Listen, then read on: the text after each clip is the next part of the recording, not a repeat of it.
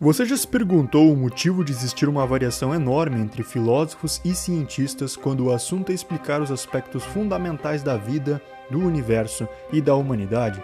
Pois bem, se você analisar dentro da filosofia e dentro da ciência, existem abordagens que partem de pressupostos específicos para explicar a totalidade da existência, mas que cada abordagem muitas vezes acaba por ser interpretada pelos seus autores como o fator primordial de tudo, quando na verdade se trata apenas de um aspecto a ser visualizado. Por exemplo, por que Albert Einstein e Niels Bohr, ambos gênios da física, tinham visões tão diferentes sobre a natureza da realidade?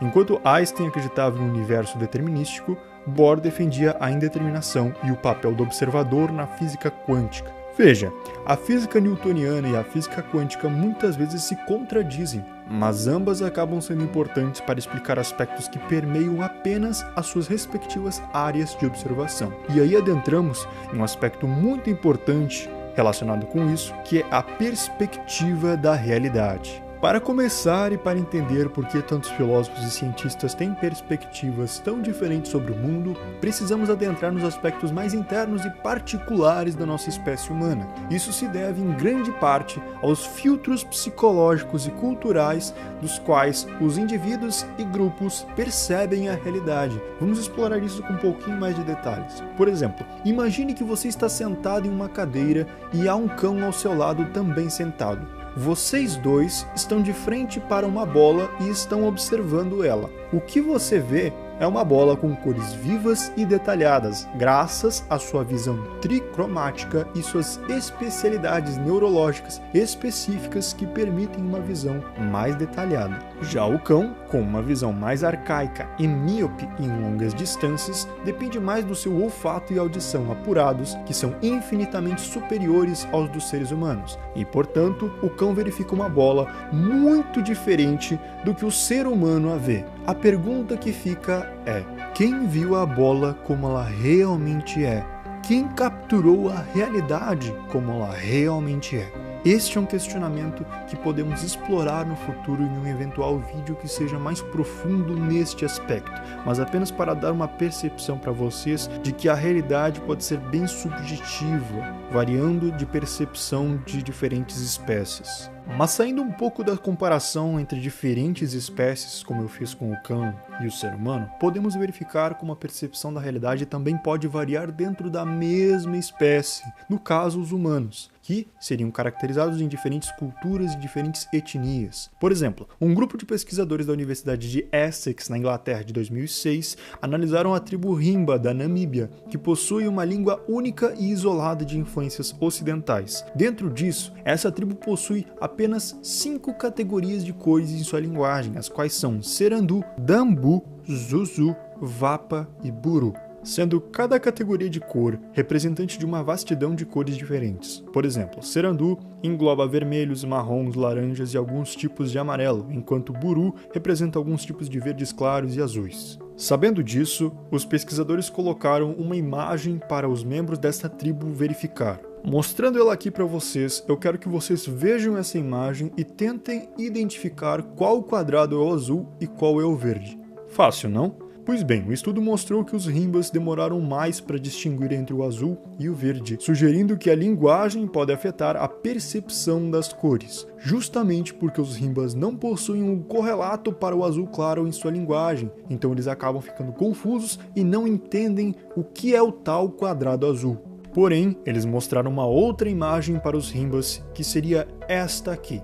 Agora eu quero que você visualize e me diga, qual quadrado é o diferente aqui? Difícil, não? Pois bem, os Himbas identificaram na hora qual era o quadrado diferente, mas você obviamente terá um pouco mais de dificuldade, ao passo que este é o resultado, sendo apenas uma tonalidade um pouco diferente de verde, do qual os Himbas possuem em sua linguagem um correlato claro, enquanto para nós é apenas verde. Já outro estudo, publicado por pesquisadores na revista científica PNAS em 2007, com indivíduos russos falantes nativos de russo, verificou-se que há uma distinção obrigatória na linguagem russa entre azuis claros e azuis escuros, o qual seriam respectivamente Goluboy e Sinii, enquanto na língua inglesa essa distinção não é obrigatória. Isso significou no experimento constatando que os falantes de russo são mais rápidos para discriminar essas duas cores quando elas caíam em categorias linguísticas diferentes de azul, enquanto os falantes de inglês não mostraram vantagem de categoria em nenhuma condição. Isso significa que,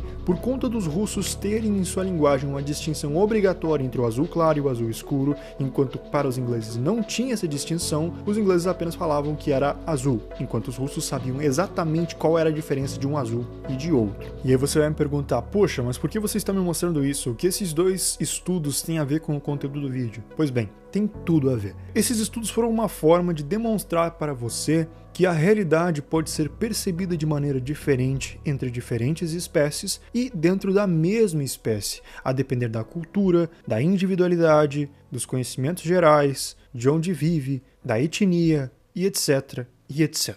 Só que teve um homem que foi na contramão disso, e esse homem é Ken Wilber, um filósofo e teórico que desenvolveu a teoria integral, uma abordagem que tentou analisar todo o conhecimento humano de maneira holística para tentar capturar a realidade da forma mais completa possível, tendo em vista que, como eu disse anteriormente, verificar a realidade em sua totalidade, ao meu ver, é impossível, já que para você capturar um aspecto da realidade específico, você tem que ter um filtro psicológico individual seu, que é característico ou do seu grupo social, ou da sua cultura, ou da sua etnia, ou da sua espécie. E isso limita a compreensão do que é a totalidade da realidade. Mas Ken Wilber tenta, o máximo que ele pode, dentro dessas limitações cognitivas, trazer uma análise ampla e dimensional de tudo aquilo que nós construímos enquanto humanidade. Agora vamos mergulhar nos 4 quadrantes da teoria integral de Ken Wilber. Cada quadrante representa uma maneira de entender a experiência humana, e diferentes pensadores contribuem para a nossa compreensão de cada um deles. O eixo X separa os quadrantes individuais e coletivos, enquanto o eixo Y separa os quadrantes internos e externos, onde podemos ver divisões de como Jordan Peterson observa as questões humanas em contraste com Michel Foucault e dos movimentos de justiça social, somando as diferenças entre os ateus materialistas em contraste com os budistas tradicionais, e podendo também verificar onde Freud e Marx estão no mapa, onde Nietzsche opera em suas obras, ou mesmo onde escolas como a semiótica e a fenomenologia se encaixam no mapa. O primeiro quadrante é o quadrante individual interno. Aqui, adentramos os aspectos mais individuais, como o pensamento, o humor, a lógica, os sentimentos, as sensações, etc. Figuras como Freud, com suas explicações sobre o inconsciente, os estoicos e a ideia de uma resolução interna dos seus problemas, os budistas tradicionais que acreditam na interação com o nosso mundo interno, e os fenomenologistas guiados por Husserl, que entendem a experiência humana sem nenhuma referência fora da percepção da mente, considerando como uma experiência puramente pessoal, se encaixam perfeitamente neste quadrante. Já indo para o quadrante 2, que seria o individual externo, aqui podemos utilizar exemplos da neurociência, que seriam, por exemplo, a partir de uma ressonância magnética funcional, conseguimos ver áreas específicas do cérebro tendo ativações ao pensarmos em algo, como a amígdala se ativando com seu clareamento de luzes em uma situação de perigo, e posteriormente, quando você percebe que está tudo bem e que o medo não faz sentido, o córtex pré-frontal se ativa com luzes poderosas e inibe a amígdala como se colocasse você novamente sob controle. Obviamente, não se limita apenas ao funcionamento cerebral, também tendo a liberação de hormônios, a frequência cardíaca, a superficialidade ou profundidade da sua respiração. Todas essas coisas conseguem explicar e refletem o que você está sentindo no momento. Tudo o que acontece internamente acontece externamente. Porém, esses dois quadrantes do qual eu acabei de falar são apenas metade da experiência humana, que se complementa com os próximos 2 quadrantes que adentram na esfera coletiva da experiência humana. Já adentrando no quadrante Q3, que seria o coletivo interno, é um quadrante um pouco mais complicado de se explicar logo no início, porque junta o coletivo com o interno. mas no fim, ele está em tudo. Como Nietzsche afirma em sua obra Além do Bem e do Mal, abre aspas, a maior parte do pensamento consciente de um filósofo é secretamente guiado e forçado a seguir certos caminhos por seus instintos. Por trás de toda a lógica e sua aparente soberania de movimento, também existem avaliações ou, mais claramente, demandas fisiológicas para a preservação de um certo tipo de vida.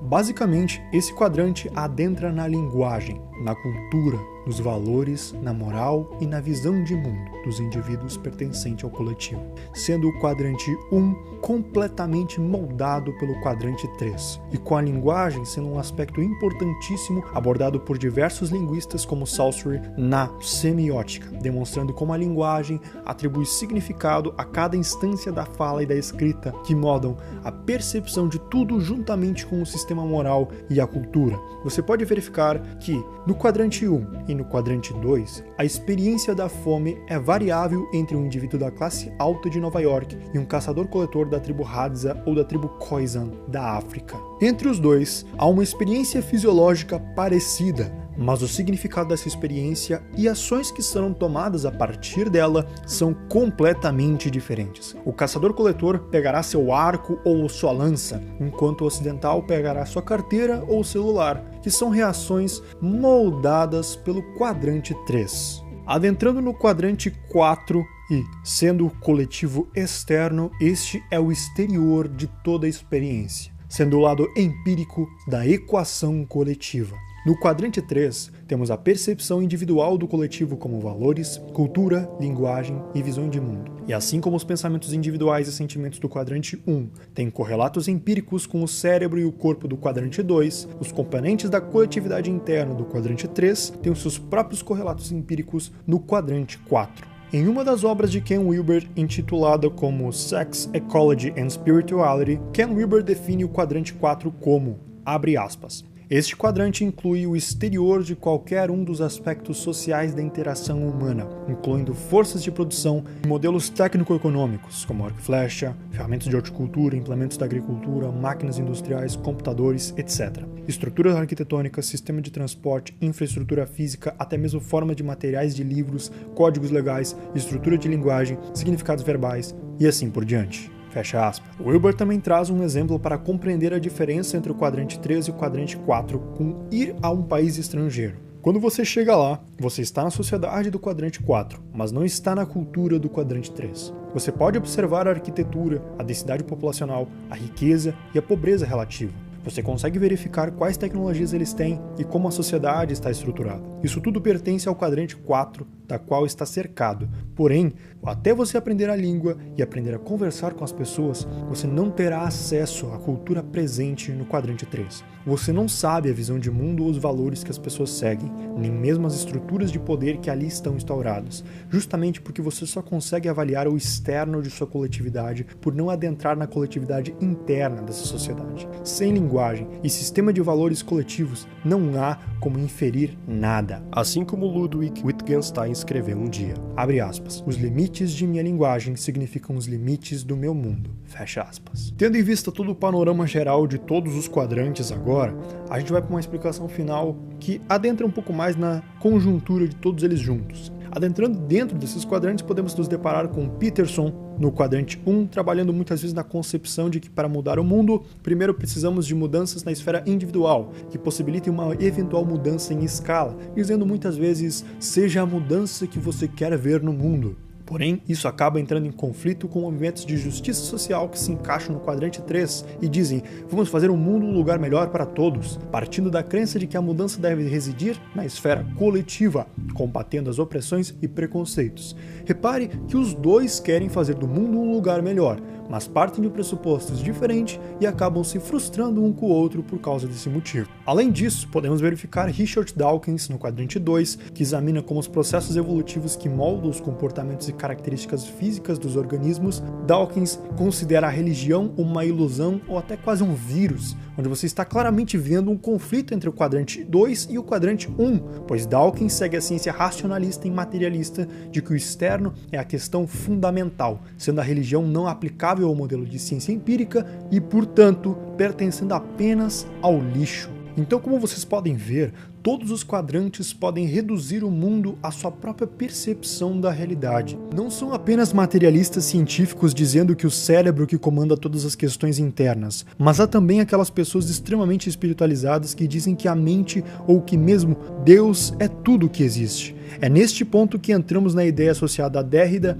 de que tudo é uma interpretação, ou na ideia associada a Foucault de que o poder é tudo o que existe. Tudo isso parte de reducionismos de quadrantes específicos do mapa que buscam explicar do porquê suas visões seriam de fato as mais importantes e as outras nem tanto. Todas essas abordagens são válidas dentro dos seus próprios contextos, mas nenhuma delas, isoladamente, pode capturar toda a complexidade da realidade. A teoria integral do Ken Wilber oferece uma forma de integrar essas perspectivas para nós, reconhecendo a importância de cada quadrante e promovendo uma visão mais holística e completa do conhecimento humano. Este modelo permite que a humanidade dê um passo atrás e verifique de maneira humilde a sua incapacidade de compreender a totalidade dos conhecimentos que este universo abriga. Porém, ao mesmo tempo, demonstra que muita coisa tem para ser aprendida, e isso pode ser muito benéfico para todos ao nos colocarmos no nosso devido lugar.